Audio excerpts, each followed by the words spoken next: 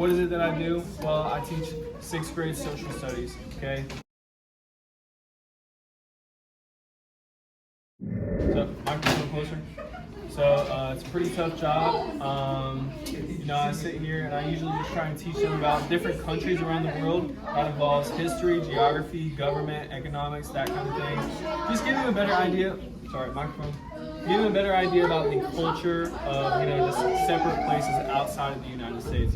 Well, why I do this is for several reasons. When I was growing up, I was homeschooled by my mother.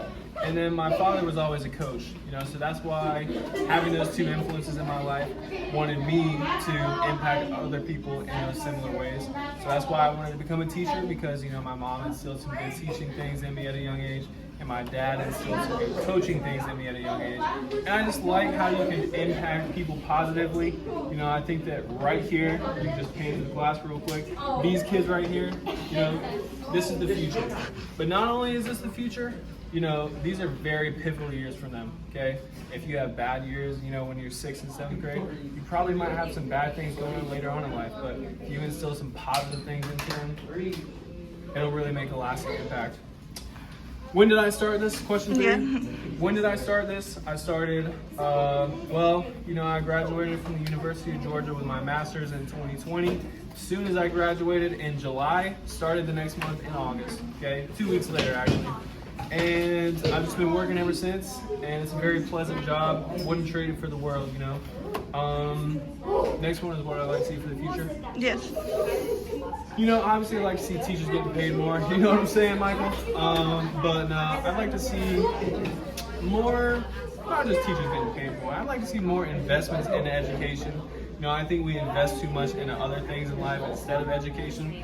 So I think if we invested more in our education, these people right here would have better resources to help them learn. And I'd also like to see them get out of the classroom a little bit more. I think too often it feels like a jail cell in here.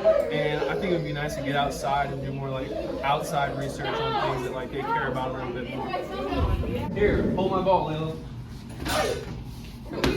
Here, Brandon. All right, so, hey, listen up.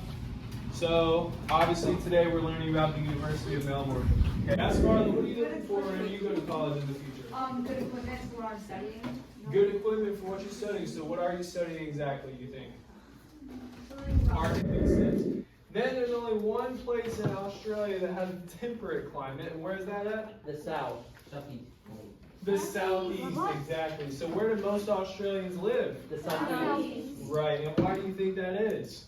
It's a cold. What now? Why don't tourists wait until December so they can visit the outside? Well, you see, in December, that's the summer months for Australia, okay? So going during the summer is probably not a good time. But if you wait until about June, whenever it's hot and it's cold. Okay, so that's going to be your subtropical areas. Those are all located around here. Then we come to our next. Oh, yeah, right here. Sorry. Then we come to our next area. Thanks. And that's the desert, right, class? And what? Architectural engineering, you said? Okay, so you're definitely going to need maybe some 3D printers, some things like that cost a lot of money to have, but some colleges do have those resources, that would be very helpful. Anybody else?